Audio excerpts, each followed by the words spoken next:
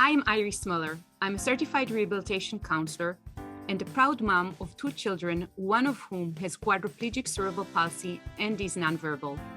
And I'm Alma Schneider, a licensed clinical social worker and the proud mom of 4 children, one of whom has Prader-Willi syndrome. In this podcast, we discuss the uncensored truth about raising kids with disabilities. Prepare to laugh, cry, and hopefully learn something new. This is Two Moms, No Fluff. Hello, everybody. We are here, Two Moms, No Fluff, a podcast where we discuss everything about raising kids with disabilities, the uncensored truth.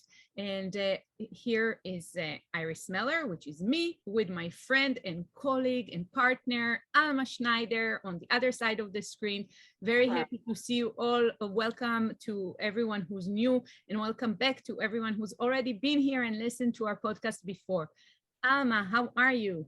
I'm doing all right. And I'm very excited about this topic today, which is clothing. We have a lot to say about this topic, and I love clothes. So I'm excited about discussing it today. Awesome. I'm wearing a scarf on my ponytail, for those of you who are watching on YouTube, that I've had for 25 years, I believe, that I used to wear in Spain when I lived in Spain. So it was sitting on this desk right now, and I thought it would be a nice little accessory to put on right now. Awesome. Actually, I take it back over 30 years, but who's counting? When it comes to scarves, who's counting? Yes, right. And I'm usually, as usual, wearing my uniform here, which is a jeans and a blue t-shirt. We spoke about the clothing choices on another episode for us as caregivers. But yeah, it does simplify my life. But today we're not talking about our clothes, but our kids' clothes and why it is important, how and why we dress them the way we do. And as most of our listeners know, clothing is a tricky topic for many, many reasons. Some children really have very I guess, heightened sensitivity to different fabrics and different clothing styles that they cannot or can tolerate. And other children, like my daughter, for example, really have a physical difficulty in dressing them, and that's a challenge. I think that for us specifically, let me start with kind of, I guess, the personal note. Because of the wheelchair and the service dog and the way that my daughter moves and the sounds that she kind of makes when she's excited or happy and sometimes angry too, we attract a lot of attention. And it's really important to me that when people kind of like do their kind of shy glaze toward where we are, gazing and trying to see, who's that, and that she looks as good as possible. And I really do care about what she's wearing very much. I can tell you that the last couple of years, now that she's a teenager, I have very, very little say in what she's wearing. And sometimes I'm just like, we have to leave the house and I can't influence her clothing choices. And I'm like, no, I don't want to leave the house like that. And yet we do. It's a part of parenting. But in the years that I had more say, I think this was one of the important things for me, that she looks as good as she can be. So when the people look, they see that she's nicely dressed. Yeah. And there are 2 parts to this. There's the functional dress and the style. So we're going to be talking about both of those today. So I'll start off with the idea that, my son is almost 17 now, and I have 3 other kids who tell me that I am not dressing him cool enough.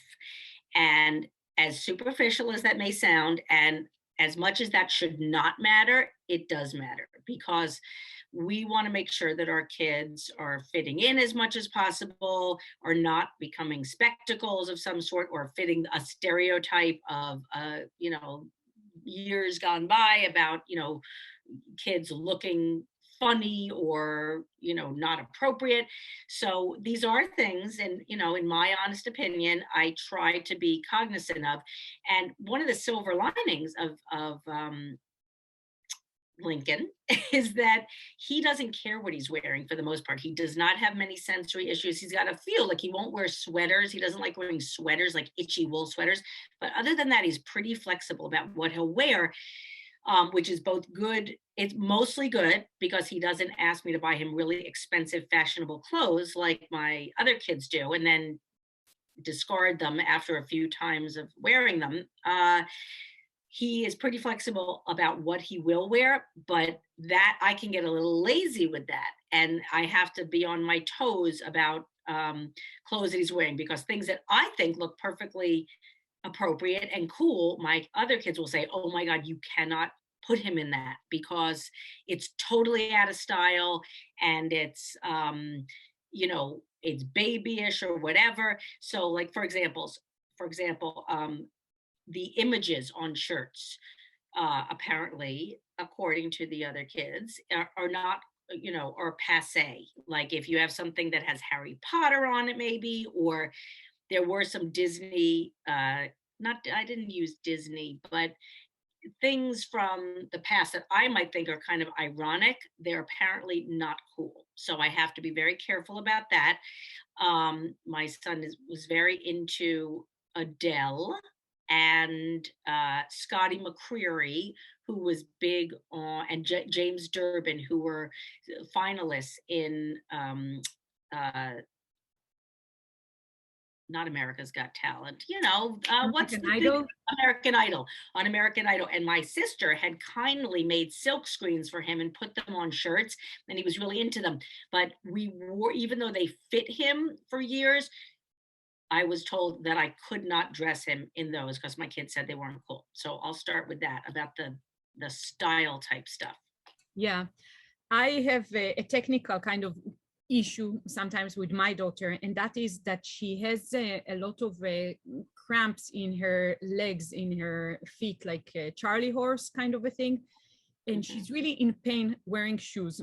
And my husband and I feel really embarrassed, like walking into places with her without shoes. So we're constantly in this, like, putting the shoes on to walk into the restaurant. The moment we reach the table, we take the shoes off, etc. And going into like a show with the shoes, taking them off, getting into the car, putting them on. It's just like, it's ridiculous. So shoes is a heavy duty topic in our house. But as we're talking about shoes, I really have to take a pause and give a huge shout out to the biggest game changer in this field. And this is Billy Price, the guy who came out with the Billy footwear. And for the one person out there who didn't hear yet about Billy shoes, I have to mention that if you didn't, you have to look them up. They're so great that they now even sell them on Target. And not all the styles, not all the different amazing designs of shoes that he has. But Billy Price is a guy who's quadriplegic himself, and he developed a shoe that actually has a zipper going kind of all the way around. And I honestly, Alma, I can't tell you how do you even manage to put a shoe on my daughter before those shoes, before he came up with this invention. There isn't, I don't think, any shoe out there that is even remotely close to the accessibility and the comfort of the Billy shoes. And even with those, we have a challenge. But the zipper thing goes about, all the way around. yeah, the zipper goes all the way around. So you kind of like, almost like you put the foot on top of the insole, and then you, yeah, and then you kind of zip the rest of the shoe up on top of it. And my daughter has Uggs like boots from them, and she has sparkly shoes, and she has like something that looks like an all-star shoe, and it's just a huge variety of different styles, which makes makes it possible for the individual to express themselves with their choices, because there's so many different options. And B, makes it possible to even kind of get her foot into a shoe in an unpainful way, and to persevere having the shoe on for an extended period of time, which is a big thing for us. So that was my kind of bit about a necessity here. Yes, and for necessity for me as well, for kids who really struggle with tying their shoes. And even if they can tie their shoes, it might take a really long time to tie the shoes. And you know, as we all know, we're often in a hurry. So for my son, we have used Velcro shoes. When Velcro shoes became uncool again, we got him shoes that you did have to tie, but that he ended up being able, they were, I guess, a little bit big, or they were able to be put on where he sticks his foot in and then pulls the back up himself. I cannot sing the praises enough of shoehorns. Now, my father was a big fan of the shoehorn, and I'll bet many of you listening don't even know what a shoehorn is. But a shoehorn is a tool that you put in the back of the shoe, and it eases your foot into the shoe. And this is a fantastic tool. You can get them plastic ones. I don't even know where I got a plastic one, but it was given away somewhere. But they can cost nothing. You could probably use something else as a shoehorn as well. But a shoehorn is shaped like the back of the foot, so it's really a useful tool. Google them and just order one if you struggle with getting your kids shoes on in the back. They can put their shoe in the front, their foot in the front, and then the shoehorn glides the back of the foot in. So that's a great tool. But we have struggled. I bought a really cool, and mind you, I buy a lot of used shoes, or when kids grow out of shoes, you know, we have sites on Facebook, local sites where we can, you know, buy used stuff, or if people bought shoes and they didn't return them in time and they were new, they'll sell them. So I never want to pay full price for any of that stuff, but I will if I have to for the shoes. But I bought a pair of boots, like booties, that were really cool looking. They were leather. They had a lining inside that were really warm. They were Lacoste brand. They had the little alligator. They were really cool. Guess what? They were the biggest pain in the butt to put in, because my son's instep, you know, is always the issue getting into shoes. And we had to unlace them in order to put them on, fully unlace them, and then lace them up again. Not worth it. He probably wore them once or twice. And I recently just gave them away because I was like, this is just a waste of time because it takes too long. So it's really important that you don't just focus on the style, that you also think about, how is this going to be functional? Am I going to be able to run out of the house when I need to, and do it quickly? Yeah. Another take on the shoes before we move forward to other clothing items is that there was a period of time in my daughter's life that she was able to walk quite a bit in her gait trainer. And then she would go to the playground and go to the library, like really walk the streets with her tiptoe walking inside the gait trainer. Can you just explain what a gait trainer is? Sure. For I know those, those who are not familiar with a gait trainer, for children who do not have, I guess, good enough trunk stability to use a walker that they can push and kind of walk with, there's a, I guess, contraption that is called a gait trainer, which you kind of harness the torso of the child to the metal frame. And then they can, if they can use their bit of leg movement to tiptoe or to progress by pedaling their feet. And because there are, to the metal frame, there are 4 wheels that are connected. By moving their legs, they can progress. It's not really walking, but it's something similar. And my daughter used to love it, but because her step wasn't proper, she would tiptoe on that gait trainer. And even though she was able to run and really make it from point A to point B, even walking a couple of city blocks and staying in that gait trainer for a couple of hours at the time, she would rip through shoes like there's no tomorrow. Like we could use a pair of sneakers 1 week, and then the entire front of the shoe would be just non-existing. She would like tear through them. And that created a huge problem. At the beginning, I tried to kind of like keep the pace by buying like really cheap shoes in Goodwill stores and used stores, but even that, it's just too expensive. So I started advertising, including on your group, Alma, if you remember, way back in the I do. that we need shoes. And I like churches, synagogues, places, this is the size. If your kid outgrew their shoes, please give them to us. And we would like really rip through them on a weekly basis. But at least now I'm even more grateful for that period of time, because she can't use the gait trainer anymore. It causes so much pain that she can't even spend a minute in it, which is really sad. But I just wanted to encourage people that if they have a similar situation, to use that technique and to call as many people, tell them exactly what you need, and you'll be surprised. We had bags of shoes, coming to our house, and that really rescued us that summer. So that was awesome. Good, good. Let's move on to pants. Yeah. Okay, very thrilling topic, scintillating topic of pants. So my son and many other children really struggle with fine motor. So when there is a button or some kind of a modified button, it is extremely hard for my son to unfasten it or to fasten it. So he ends up wearing a lot of elastic pants. Now, if any of you watch Seinfeld, there was a bit about George Costanza wearing sweatpants all the time. And I think Jerry Seinfeld would make fun of him, saying that it's like walking out of the house in pajamas. We wear a lot of sweatpants, and I'm very aware of it.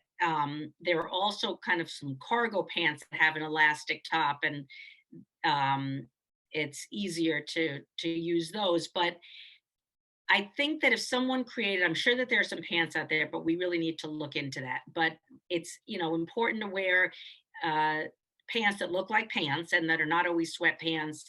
And if somebody creates a strong Velcro top to pants, I would appreciate that if it doesn't already exist. So let me know if those are out there. Exists, Alma. Let me break the good news to you. Oh my gosh, what news do you have? I'm so happy that you joined us on this podcast, so I can reveal that these pants already exist. But that being said, I want to again mention Target on this podcast. This is kind of funny, but not only that they sell the Billy footwear, they also have an adaptive kids clothing line.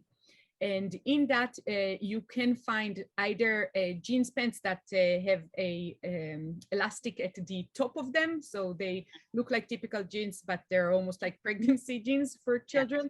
Yeah. And also jeans that have like Velcro closure. And that being said, there is another company, and that's Tommy Hilfiger. They have Tommy Adapted or Adaptive, Tommy Adaptive. And those clothes, I have to say that I never bought them myself because it is way beyond our family budget for clothing. We're used to Goodwill. What can I say? Yeah, but Target Adapted Clothing, they have some serious selection there for kids. They have jeans that are easy to open, kind of if your child needs a diaper change. And I'm talking about like large sizes, not like for toddlers. And they have clothes that are appropriate for kids with a Mickey button that needs to be connected to a feeding tube. They have clothing for kids with sensory issues. They have, let's say, jeans pants that have that Velcro that you were looking for on the legs, kind of up to the knee, in case the kid is wearing an AFO. And what's an AFO? I don't know if I'm using the right acronyms, but these are the braces that the kids are wearing on their legs, usually kind of from the ankle to the knee. Sometimes there are kids that have an extension of that, but usually that's the height that it goes to. And basically to make it possible, to wear a pair of jeans over that plastic additional layer on the leg is very tricky. And it's also very tricky because you can't kind of have the flexibility of pushing the leg in once this is on. So it's a really nice addition to have the Velcro there. Basically, there is more and more awareness around adapted clothing, and to make the wear of a clothes a little easier for someone, let's say, who's wheelchair bound or have manual dexterity challenges, people that do not have hands at all and they need to kind of like use either prosthetic or just the left, how do you say, the limbs that they, the little limbs that they do have to kind of like get the clothing on and off. But all of that being said, there is a lot of, you know, what you wear is who you are, you know, for so many people. They just take a very quick glimpse at our kids and assume a lot from what they are wearing. Right. So, for example, one of the things that are really challenging for me is because my daughter has this wonderful ability to hold a marker or a stylus in her mouth and to use her iPad and phone and to draw and write with a marker or stylus in her mouth. She's constantly kind of holding something in her mouth with her mouth slightly open. And what happens, even to the best of us, you're all welcome to try it on your own. If you bend over and your mouth is open, you will drool. There is no gravity works on everyone, no matter the ability. So it's really hard because sometimes, you know, we would dress her really nicely and we'll go somewhere and in a moment of absent-minded, we would like let her use her phone and there's saliva, drool stains all over her outfit. And the other take on it is at age 14 to put a bib on her, which we many times do, but that's also not very age appropriate. It's just like you need to constantly be there ready with the tissue to kind of see which side of the mouth you might drool from. And that's tricky. The thing that I least like is to go somewhere and put the nice outfit that we bought especially for the occasion, and then 2 minutes later there's just like saliva stains all over and it looks so indignified. And this is a tricky thing for us. Yeah. I'm wondering if someone can create bibs that look like a part of the outfit. So that might be something interesting. And speaking of getting stuff on clothes, which, you know, is an issue when people have extra challenges sometimes, or extra needs. I am a big proponent of taking, if my son is wearing a nice outfit to school or something, I try to put him in clothes that are dark colors for that reason. However, when dandruff is in the mix, which fortunately we don't have to deal with a lot, I was very aware of putting him in very light colored clothes so that nobody would see the dandruff, because I don't know why that was an issue, but he didn't need any more things to have people point at, which they did at school when he was in the public school. So light shirts for dandruff, dark shirts later on. However, when he would be wearing something that was nice and he would come home, I would take that outfit, I would have him eat either with no shirt on at home or with a shirt that I didn't care about, because if we were at home, and then I would put the shirt back on if he was going out again, because you know, it'll save everybody some stress and some laundry.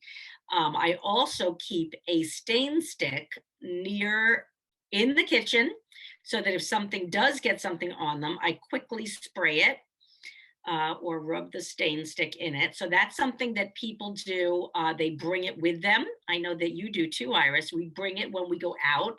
We don't do it as much now, but I have one in the car or in my bag. So these are all things to just, you know, you're at this game long enough, you know what's going to happen. So you just prepare. You hope for the best, plan for the worst, have those stain sticks, because food is, you know, it's messy and it gets on clothes, and you do not want to have beets or red marinara sauce on your clothes that will permanently stain. Yeah. And the bibs portion of it, honestly, we still use bibs. We go through like 5 to 7 bibs a day.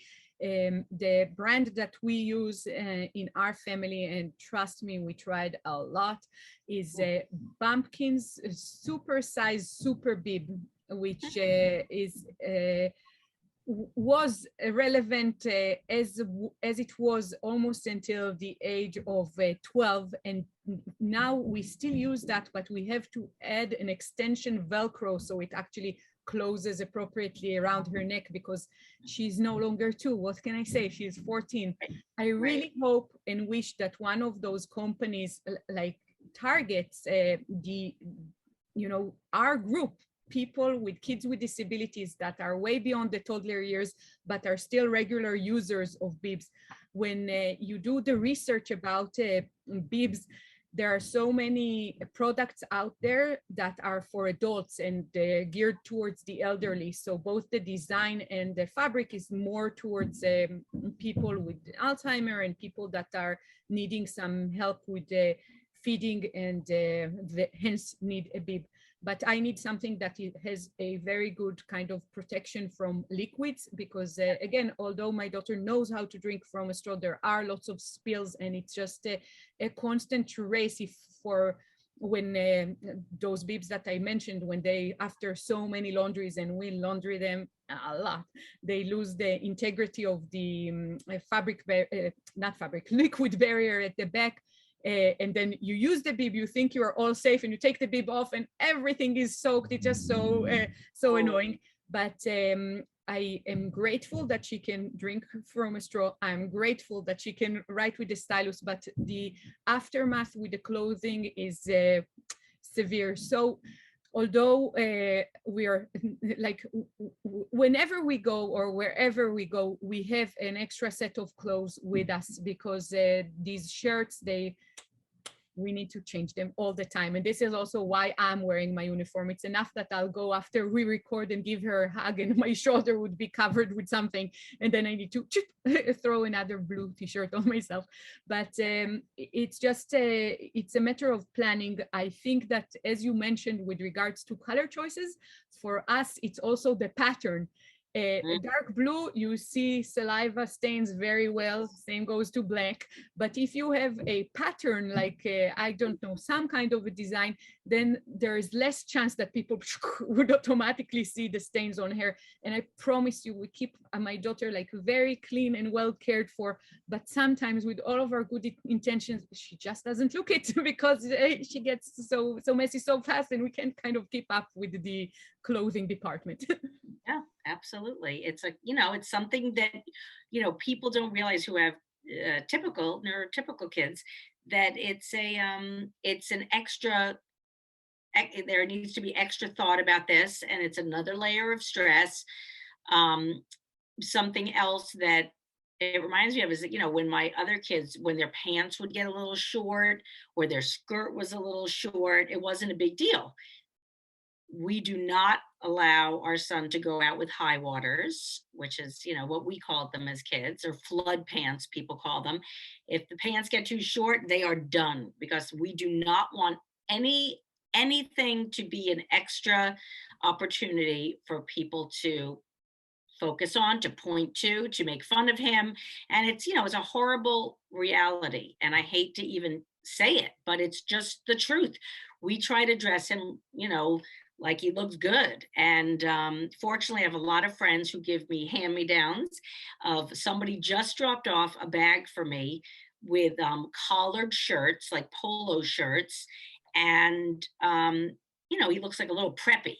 And that is still in fashion for some groups to look preppy, but he's got a full set of these shirts for the summer that are a little bigger than the shirts he was wearing before, and he looks good. He looks handsome, and it's one less thing to worry about for me and for him, so he doesn't have to be bullied, or have people say like, what is he wearing, or I don't need that, neither does he.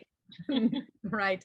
And that being said, another word regarding used clothing stores. Again, I think that we use clothes in a much more kind of abusive way, if you can call it. We have to laundry them so often, and we go through clothes like quite a bit, because we change clothes so many times a day as well. So I really, before my daughter was born, and before we kind of like all the money went to therapy and the equipment and all of that. I didn't used to buy anything in used stores. It wasn't like, I was not familiar with that concept at all.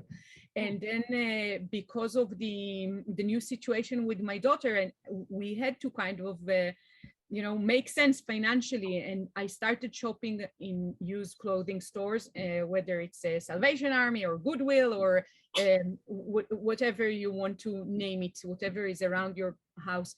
I want to say that it's almost like